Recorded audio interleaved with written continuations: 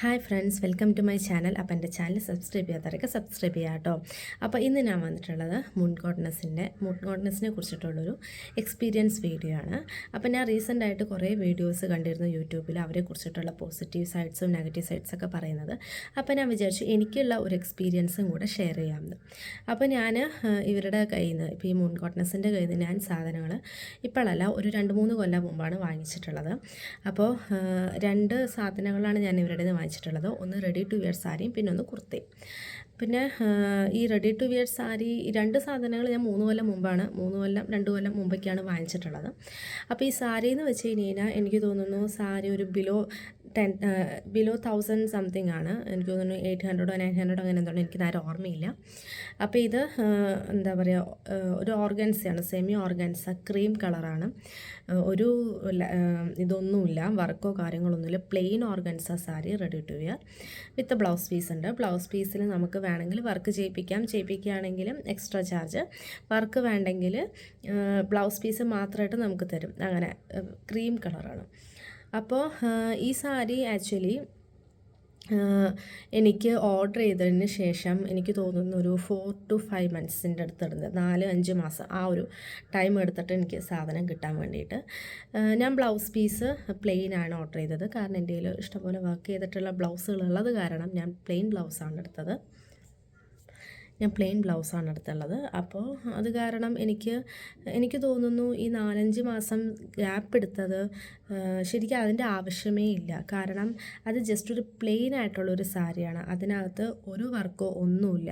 ഞാൻ ബ്ലൗസ് പീസും വർക്കുള്ളതല്ല ഓർഡർ ചെയ്തത്, പ്ലെയിൻ ബ്ലൗസ് പീസാണ്. അപ്പോൾ അത് കാരണം തന്നെ ഈ 4-5 മാസത്തിൻ്റെ ഗ്യാപ്പ് എടുത്തത് എന്തിനാണെന്ന് എനിക്കിപ്പോൾ മനസ്സിലാവുന്നില്ല. ശരിക്കും പറയുകയാണെങ്കിൽ അത് ജസ്റ്റ് ഒന്ന് റെഡി ടു വെയർ എന്ന് പറയുമ്പോൾ ആ ഒരു മുന്താണിയല്ല, ആ ഒരു ഉടുക്കുന്ന ഭാഗം മാത്രം ഒന്ന് എന്താ പറയുക ശരിയാക്കിയിട്ട് ഒരു പിൻ ചെയ്തിട്ട് അവർക്ക് തരാവുന്നതേ ഉള്ളൂ, ഉടുക്കുന്ന ആ ഒരു ഭാഗം. പക്ഷേ അതിനെനിക്ക് ഇത്രയും സമയമെടുത്തു.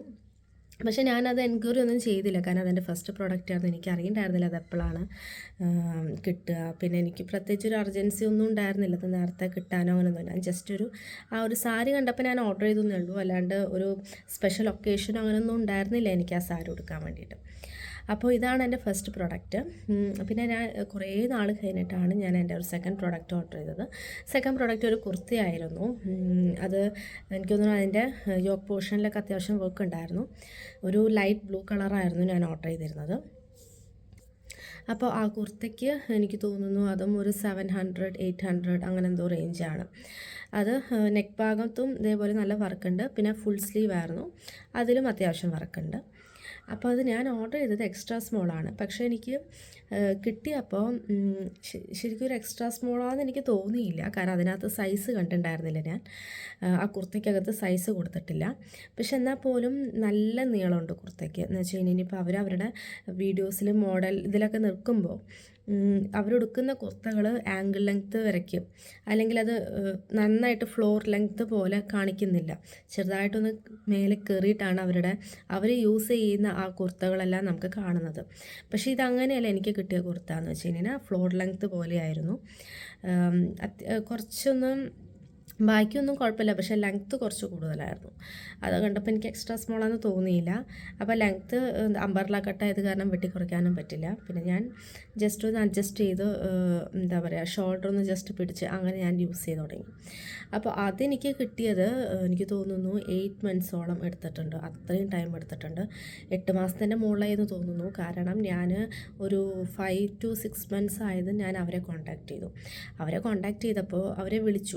എനിക്ക് തോന്നുന്നു 2 തവണയും മറ്റും ഞാൻ മെയിലിട്ടു, അവർ റിപ്ലൈ തന്നില്ല. ഞാൻ എന്നിട്ട് അവരെ വിളിച്ച സമയത്ത് കുറേ തവണ വിളിച്ചിട്ടാണ് അവൾ ഫോൺ എടുത്തത് അവർ. അപ്പോൾ ഞാൻ ഇങ്ങനെ എൻ്റെ ഇതൊക്കെ കൊടുത്തപ്പോൾ പറഞ്ഞു അവർ നിങ്ങൾക്ക് ഇനി 2 months ഇടയ്ക്ക് 1 month കഴിഞ്ഞാൽ ഡിസ്പാച്ച് ചെയ്യുമെന്ന് പറഞ്ഞു. അപ്പോൾ ശരി, ഓക്കെ എന്ന് പറഞ്ഞിട്ട്, അതും ഞാൻ സ്പെഷ്യൽ ഒക്കേഷന് വേണ്ടിയിട്ടൊന്നല്ല ഞാൻ ഓർഡർ ചെയ്തത്.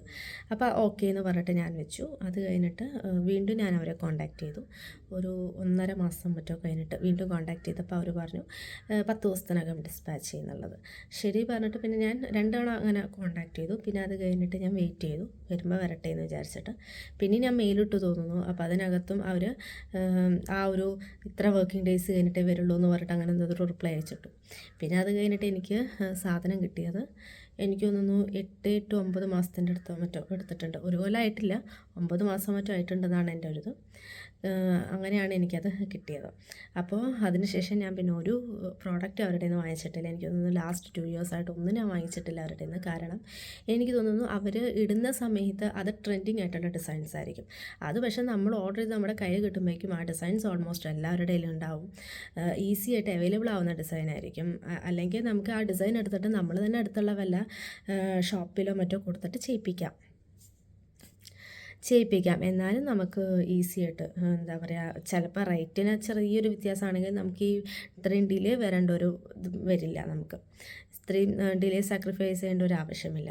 അപ്പോൾ അത് കയ്യിൽ കിട്ടുമ്പോഴേക്കും ഓൾമോസ്റ്റ് ആ ഡിസൈൻ എല്ലാവരുടെ എത്തിയിട്ടുണ്ടാവും, നമ്മുടെ അടുത്തുള്ള ഷോപ്പിലും എല്ലാവരും എത്തിയിട്ടുണ്ടാവും. അപ്പോൾ അത് കിട്ടുന്നതിൽ വലിയ കാര്യമില്ല എന്ന് എനിക്ക് തോന്നുന്നു. അപ്പോൾ അതിന് ശേഷം ഞാൻ അവരുടെ ഒന്നും ഇതുവരെ വാങ്ങിച്ചിട്ടില്ല.